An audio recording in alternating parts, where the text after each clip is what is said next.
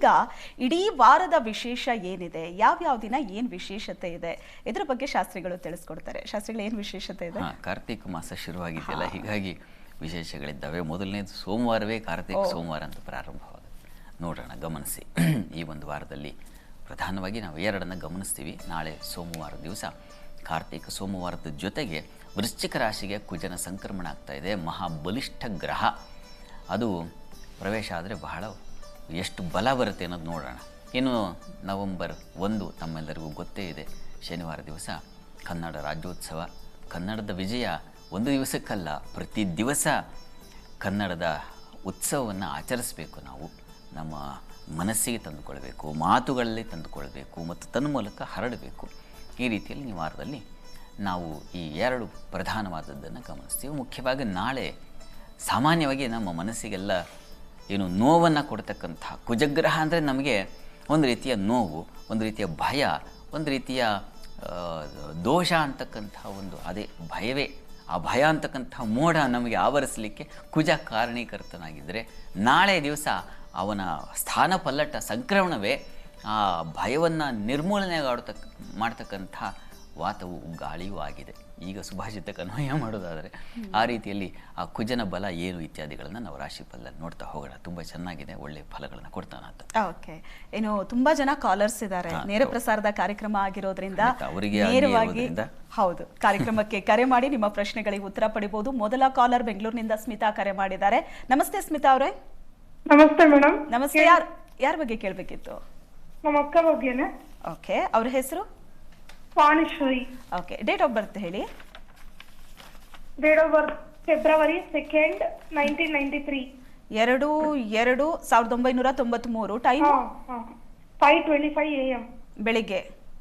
ಬೆಳಿಗ್ಗೆ. ಓಕೆ, ಏನ್ ಪ್ರಶ್ನೆ ಕೇಳಬೇಕಿತ್ತು? ಮಾತಾಡಿ ಶಾಸ್ತ್ರಿಗಳ ಹತ್ರ. ನಮಸ್ತೆ ಗುರುಗಳೇ. ನಮಸ್ಕಾರ ಸ್ಮಿತಾ ಅವರೇ.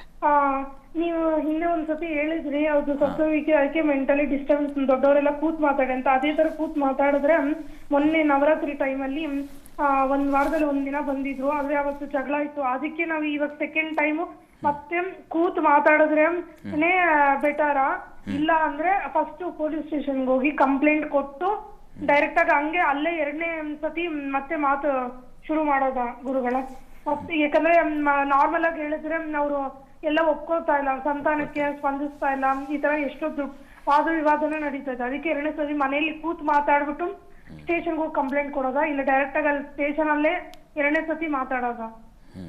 ಆಯ್ತು ಪಾಪ, ನೀವು ಒಂದ್ಸಲ ಮಾತಾಡಿ ಆದರೂ ಮಾತುಕತೆಗೆ ಅವರು ಬಗ್ಗಿಲ್ಲ ಅಂದರೆ ನಾವು ಮತ್ತೆ ಕಾನೂನಿನ ಪ್ರಯತ್ನ ಮಾಡೋದು ತುಂಬ ಒಳ್ಳೆಯದು.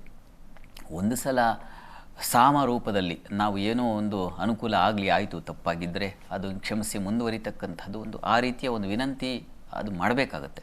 ಅದು ಮಾಡಿಲ್ಲ ಮತ್ತು ಅದೇ ಹಠ ಮಾಡಿದ್ರೆ ನಾವು ಕಾನೂನಾತ್ಮಕವಾಗಿ ಕ್ರಮ ತಗೋಬೇಕಾಗತ್ತೆ. ಆ ರೀತಿಯಲ್ಲಿ ಪ್ರಯತ್ನ ಮಾಡಲಿ. ಕುಜ ಕೂಡ ಇವರ ಸಪ್ತಮ ಸ್ಥಾನಕ್ಕೆ ಈಗ ಬರ್ತದೆ ನಾಳೆ ದಿವಸ, ಅದು ತುಂಬ ಒಳ್ಳೆಯದೇ. ಈಗ ಗುರುದಶೆಯಲ್ಲಿ ಅವರಿಗೆ ಗುರು ಭುಕ್ತಿ ನಡೀತಾ ಇದೆ. ಗುರು ಕೂಡ ಜಾತಕದಲ್ಲಿರ್ತಕ್ಕಂಥ ಕರ್ಮಸ್ಥಾನದಲ್ಲಿ ಖಂಡಿತ ನಿಮಗೆ ಅನುಕೂಲ ಆಗುತ್ತೆ. ಯೋಚನೆ ಮಾಡಬೇಡಿ, ಪ್ರಯತ್ನ ಮಾಡಿ. ನೀವು ನೋಡಿ, ಹೇಳಿದ್ನಲ್ಲ, ಇವರ ರಾಶಿಗೆ ರೋಹಿಣಿ ನಕ್ಷತ್ರಕ್ಕೆ ನಾಳೆ ದಿವಸ ಕುಜನ ಪರಿವರ್ತನೆ ಇದೆ. ಅದು ಜಯವನ್ನೇ ತಂದುಕೊಡುತ್ತೆ, ಬಲವನ್ನು ತಂದುಕೊಡುತ್ತೆ. ಆತಂಕ ಬೇಡ. ಸುಬ್ರಹ್ಮಣ್ಯ ಸನ್ನಿಧಾನದಲ್ಲಿ ಒಂದು ಅಭಿಷೇಕವನ್ನು ಮಾಡಿಸಿ. ಒಂದು ಪ್ರತಿ ಮಂಗಳವಾರ ಸುಬ್ರಹ್ಮಣ್ಯನಿಗೆ ಒಂದು ವಿಶೇಷ ಅಭಿಷೇಕ ಮಾಡಿಸಿದ್ರೆ ಆ ಅಭಿಷೇಕ ಅವರು ಮಾಡಿಸುವಂತಹ ಪೂಜೆ ಯಾವುದಿದೆ ಅದರಿಂದ ಅವರಿಗೆ ಜಯ ಸಿಗುತ್ತೆ, ಬಲ ಸಿಗುತ್ತೆ. ಮುಖ್ಯವಾಗಿ ಮನಸ್ಸಿಗೆ ಒಂದು ಧೃತಿ ಶಕ್ತಿ ಬರುತ್ತದೆ. ಅನುಕೂಲವೇ ಆಗುತ್ತೆ. ಯೋಚನೆ ಮಾಡೋದು ಬೇಡ, ಪ್ರಯತ್ನ ಮಾಡಿ. ಕಾನೂನಾತ್ಮಕವಾಗಿ ಒಳ್ಳೆಯದಾಗುತ್ತೆ.